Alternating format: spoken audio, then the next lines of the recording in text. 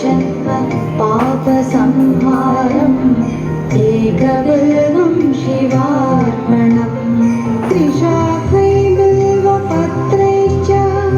गच्छिद्रैः कोमलैः शुभैः शिवपूजां करिष्यामि एकबिल्वं शिवार्पणम् अखण्डबिल्वपत्रेण पूजितेनन्दिकेश्वरी शुध्यन्ति सर्वपापेभ्यः एकबिल्वं शिवार्पणम् चारुग्राम शिवामेकं विप्राणां याति चात्रये सोमयज्ञमहापुण्यम् एकबिल्वं शिवार्पणम्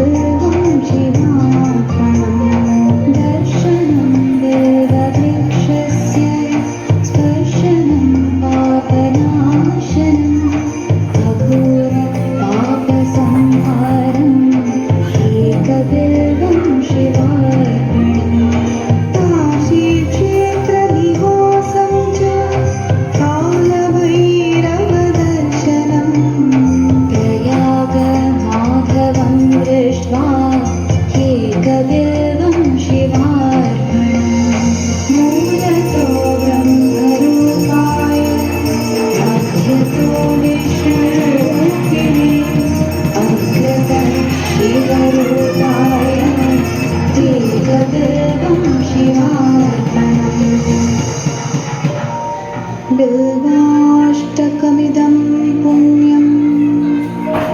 यः पठेत् शिवसन्निधौ